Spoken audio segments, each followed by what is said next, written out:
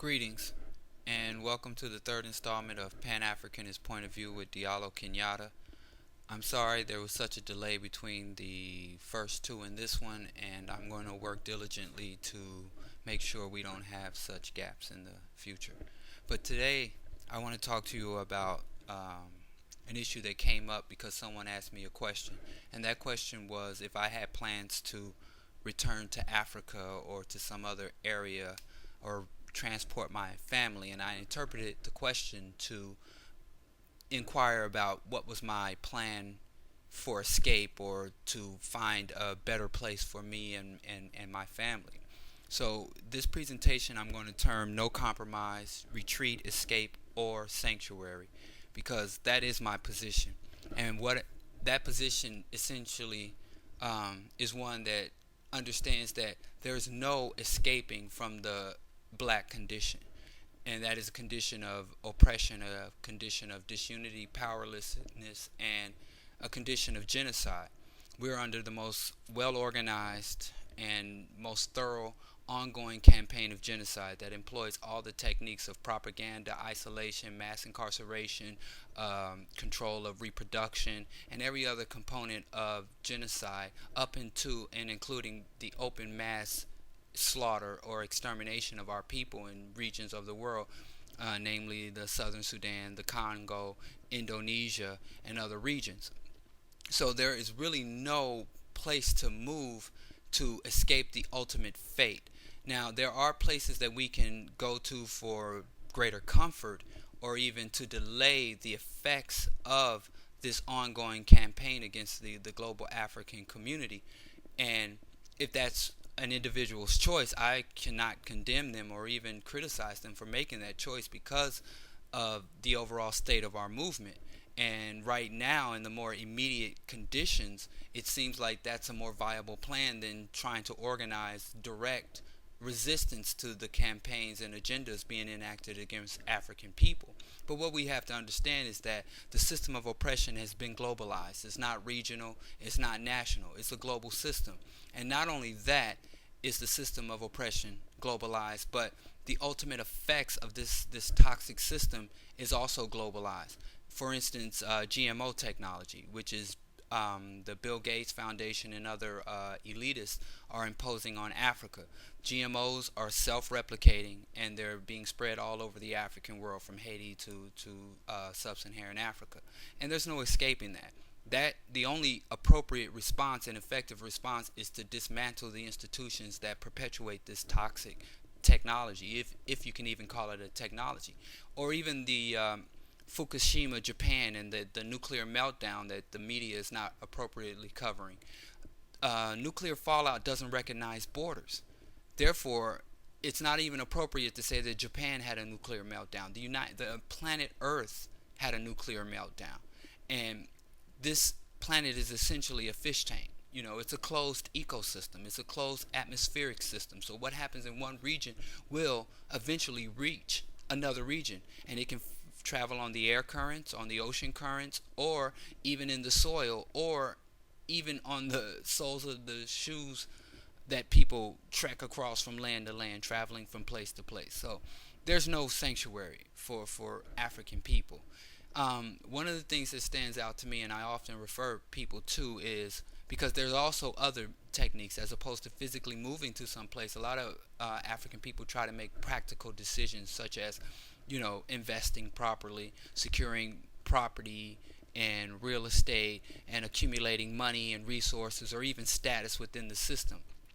And they think that they can use that as a negotiating tool or somehow buy greater status in the system apart from the rest of us. And we look at our elite and we see them enjoying everything from private planes to beautiful mansions that the white elite have. So we think, well, there is a way. You can maybe buy your way into the elite or buy your way out of the ultimate fate of the world. But again, nuclear fallout does not recognize your bank account. The GMOs, even if you buy organic, they're infiltrating the world, and it's not just the GMOs that you eat, but the Terminator technology, which has a potential to collapse the whole global economy. And that's just two of the many numbers of nuclear and toxic waste that are being emitted by this system's means and methods of production. And it's not, and none of that has an economic solution to it. And also, there's a movie that came out over a decade ago called Schindler's List by Steven Spielberg. And if you look at that, you'll see that when push came to shove, the wealthy Jews were being herded off to the cattle cars, wearing their fur coats, clutching onto their gold and diamonds and their stocks and bonds, and the Nazi soldiers just mocked them as they marched them too. And that was a very telling scene, because when the shit really hits the fan, none of that really matters in the greater scheme of things. And the shit that's going to hit the fan with us is not, maybe there'll never be a genocidal fascist dictator that takes over the United States. Keep your fingers crossed. Some could argue very effectively that we have one. We've had one, and we currently have one. But even if that wasn't the case, you look at the global trends of peak oil, peak resources, and climate change that's disrupting global food production and global goods distribution across the world.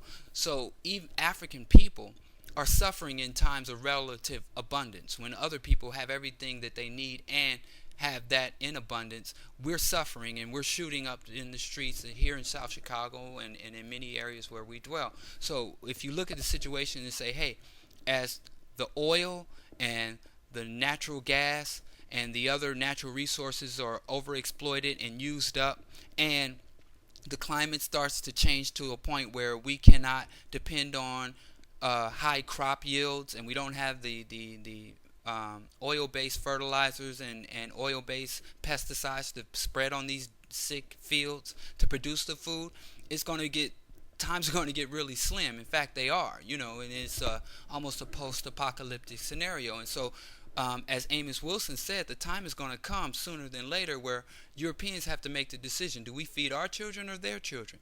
And what decision do you think they're going to make? So ultimately, we as a people have to realize there's no sanctuary and there's no solution. The only solution is twofold: build African power and dismantle European domination.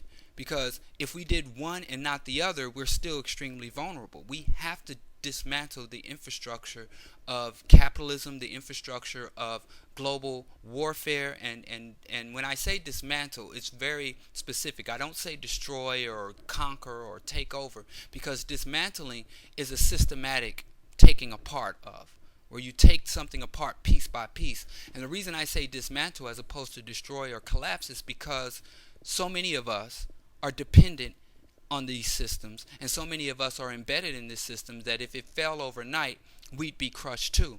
But if we do a systematic dismantling, then we can take the time as we pull stones from their toxic system, we can add certain stones and add certain infrastructure to a more viable African system. So we have to take on the agenda to say, wherever we are, wherever we find most comfortable or most effective for us to struggle from, whether repatriating to Africa or the Caribbean, or moving from the suburbs to the city, or moving from the city to the rural areas and acres of land, we have to accept that wherever we are, it needs to be a foundation and a platform for systematic struggle to build African black power, Pan-African revolutionary struggle, and most importantly, we have to dismantle the current toxic system of oppression that we are entrapped in, that we've been forced to cooperate and try to make peace with, but that's not possible. I have two books that I want to recommend. Well, really it's three, but one book is in 2 volumes. I'll tell you, first is one from a European point of view, and this is one of my favorite texts. I don't know. Sorry about this. Is Endgame by Derek Jensen, and this is volume 1, The Problem of Civilization, and volume 2 is Resistance. The reason I recommend this book is because this book basically goes into great detail about what I'm talking about. This system is already going to collapse.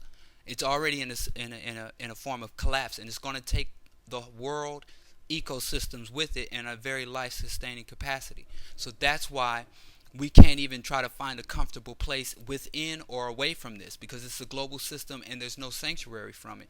And coming from a European, a man who's part of the system, I mean, he has a scientific background. He was an engineer and he went into social resistance because he saw these things. And so that's from a European perspective, essentially European telling you what's coming from within his culture. And the next book is by Batu Shikari. The title's very hard, so I'll read it. But this is how the cover looks. Tribalism, Mysticism, Primitivism, and the Rise of Genocide Against the African World. And that's from a revolutionary African point of view that details that all these things that are happening that many Europeans are talking about, from global warming to systems and economic collapse.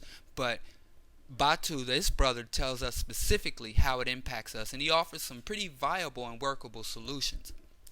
I do have my criticisms, which I don't have time to get into, but that's a pretty viable book. And so those are my two titles that I recommend. Again, I apologize for the length of time, and I will make a commitment to make these presentations in a more frequent manner. I appreciate you taking the time to watch. Again, my name is Diallo Kenyatta. You can follow me at Twitter, Diallo Kenyatta at twitter.com. Facebook is Diallo.Kenyatta / Facebook. And I also have a blog which I'll be posting so that you can link to my blog. Again, this is all about getting out useful and viable information so that we can take intelligent actions to correct the many conditions. Looking forward. Peace.